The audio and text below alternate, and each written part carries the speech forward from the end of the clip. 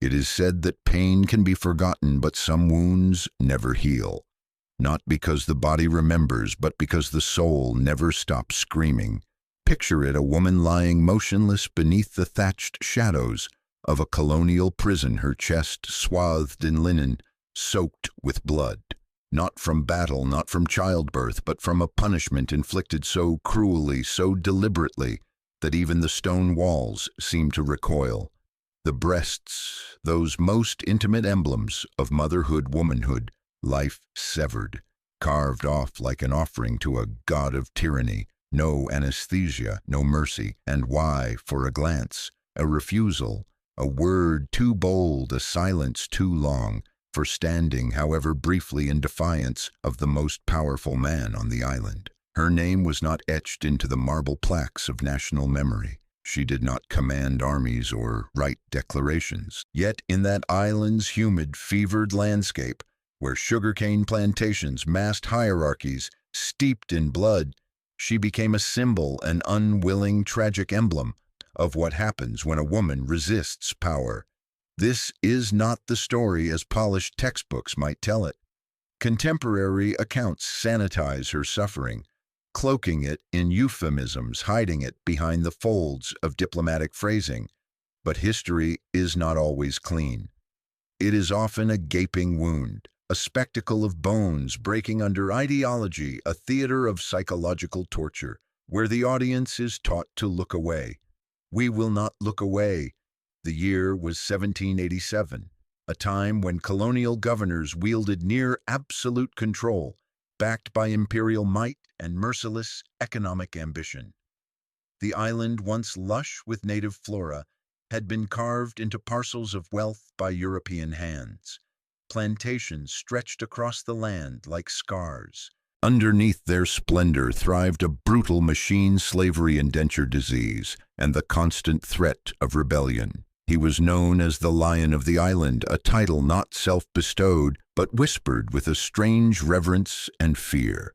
Governor Etienne de Valcourt, educated in Paris, refined in speech, but ruthless in practice. His dominion was not merely over the laws of the colony, but over the lives, bodies, and futures of all who breathed beneath his gaze. He fancied himself a patron of the arts, a philosopher of power, and most dangerously, a collector of submission. Women, especially those of mixed descent, were often the currency of political peace or personal satisfaction.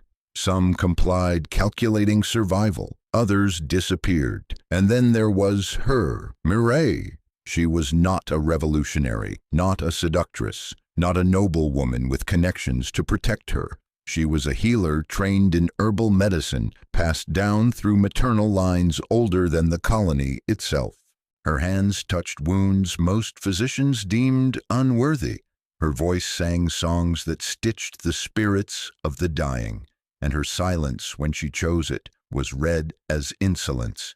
Mireille had treated a fever that swept through the governor's household. Not him directly, but a favored concubine, an indigenous girl no older than 14. When the girl recovered, Valcourt requested Mireille personally. Requested, then insisted. But when summoned to his estate, Mireille did not arrive.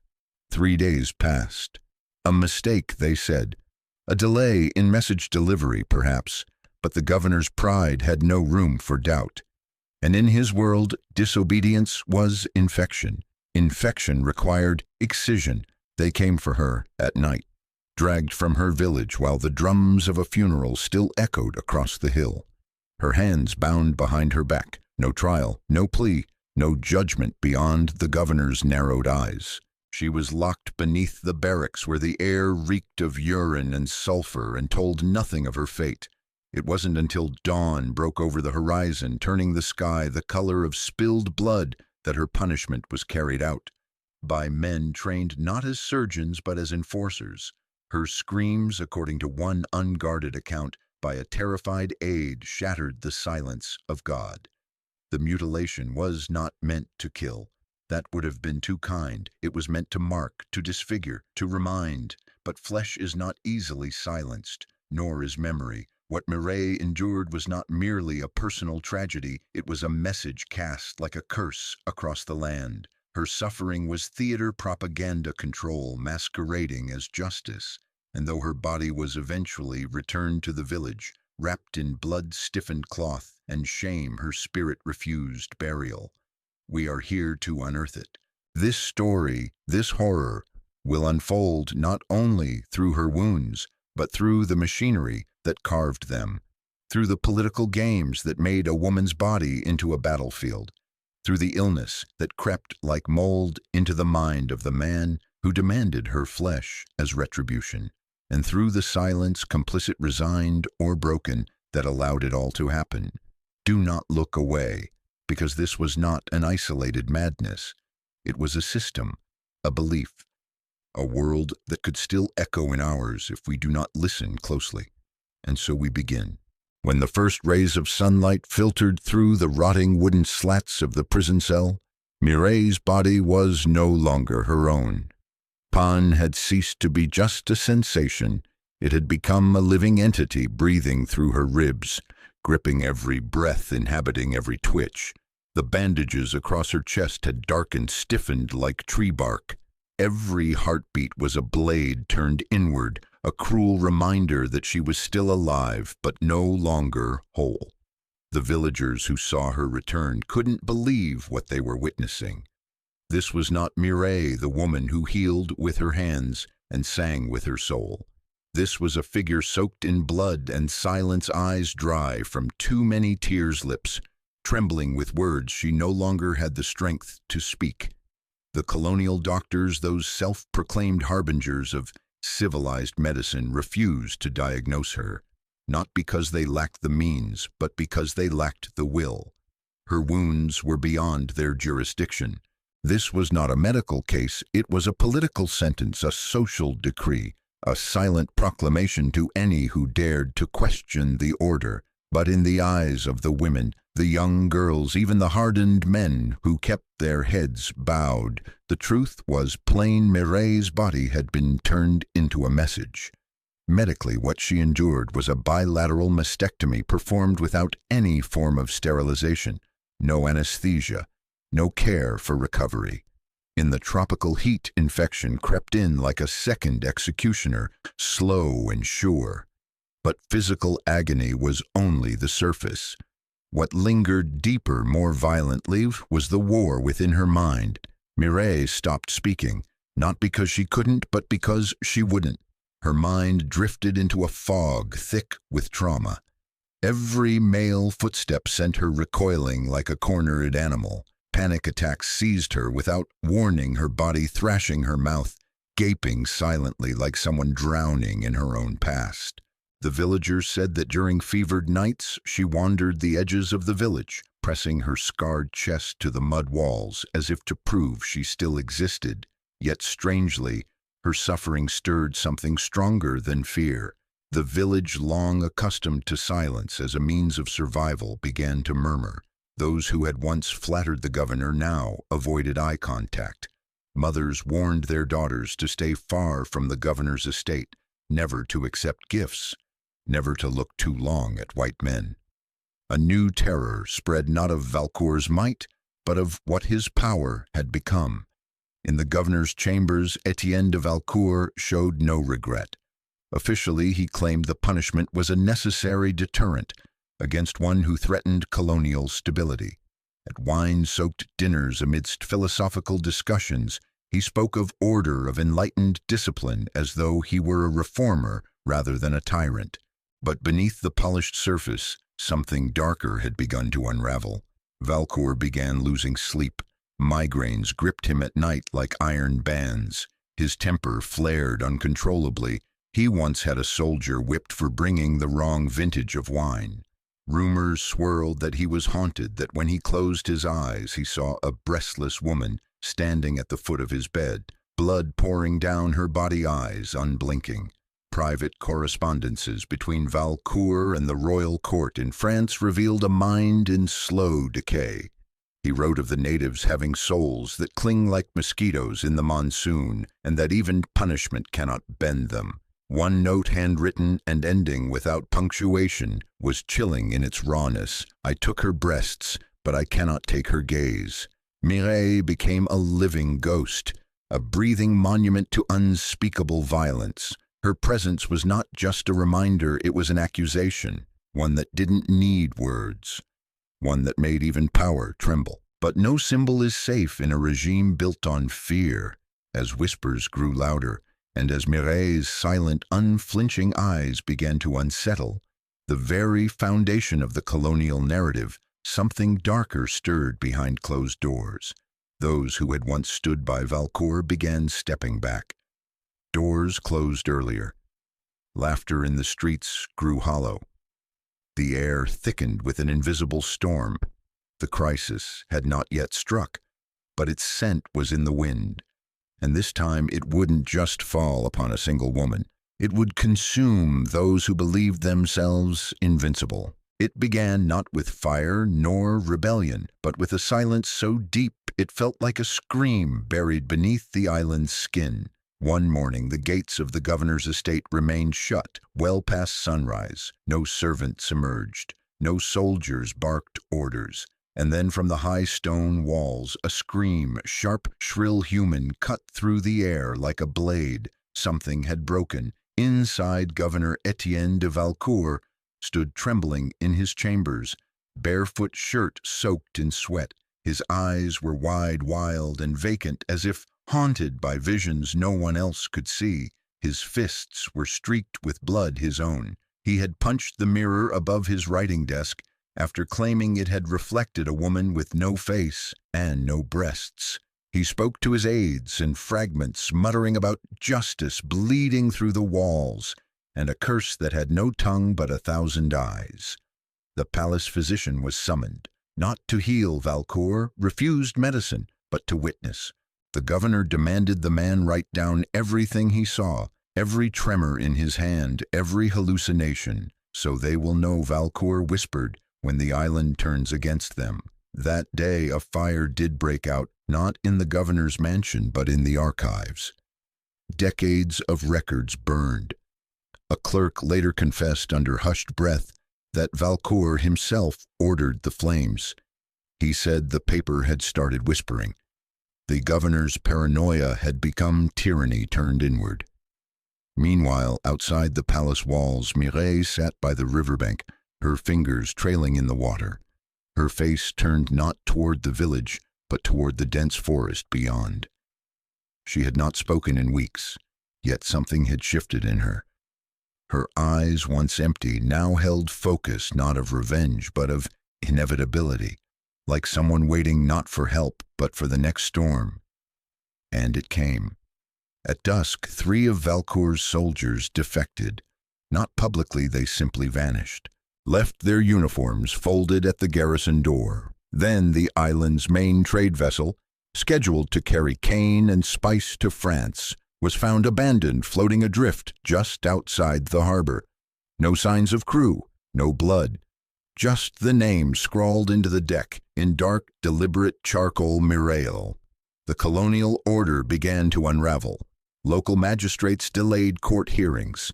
The plantation overseers complained of workers growing bold, not obeying as swiftly. In one village, a white merchant was found gagged and stripped with thorns wrapped around his wrists, a mimicry perhaps of some unseen retribution. No one claimed responsibility, no one needed to. Back inside the estate, Valcour's condition worsened. He refused food. He paced for hours, muttering to portraits. He began burning incense, not from faith, but from fear. At night he was heard calling for a woman he had never named, begging for forgiveness or silence, no one was certain. His once proud voice, once capable of commanding armies, now trembled with childlike terror. He issued new decrees, stricter curfews, increased punishments, public displays of authority, but they only widened the cracks. Each order was another sign of decay, not strength. Then came the night that changed everything. A servant, a mute boy of 10 known only as Josue, was found dead at the gates of the mansion. No visible wounds, no blood, just a piece of parchment clenched in his hand, reading she bled. Now you drown. The message wasn't a threat. It was a prophecy. Valcour collapsed. He was found the next morning in his study, on the floor, curled into himself, arms wrapped protectively around his chest, exactly where breasts would have been. He was speaking softly, almost tenderly, to someone invisible. "I never meant. They told me you were dangerous. I was told to make an example." The court physician declared him unfit for duty, but no one took over. No replacement came. The island's hierarchy paused, frozen in collective dread, like a body unsure if its heart had truly stopped. And all the while Mireille remained. She never returned to her old hut, never spoke of what happened. She simply walked slowly through the fields, past the burned sugarcane, past the murmuring trees. Wherever she passed, voices fell silent, not in fear but reverence. Some believed she carried a spirit, others believed she had become one. One night the sky turned black without a storm. No wind, no rain, just silence, thick and absolute. And from that darkness came a procession, not of soldiers but of villagers, torches in hand, faces solemn. They walked toward the governor's estate, not to riot, not to burn, but to watch. Inside, Valcour sat alone, drenched in sweat and shadow. And as the villagers stood silently outside the iron gates, not speaking, not moving, the governor finally understood. This was not a rebellion. This was judgment, and there would be no escape. It was just before dawn when Etienne de Valcour's last scream pierced the quiet. Not the roar of a lion, as he had once been called, but a final broken cry, strangled by fear, shattered by something far older than politics or pride. He died not in battle nor on the gallows, but curled beneath his own writing desk, soaked in sweat and stammering pleas that no one came to hear. His chest, so often puffed with power, rose once, then stilled forever. No wounds, no poison, no noose around his neck, and yet he was unmistakably dead. The physician wrote heart failure in the report, but those who had seen him just days before, the shivering, the eyes that saw beyond walls, the mouth muttering to ghosts, knew better. The man had not died of illness.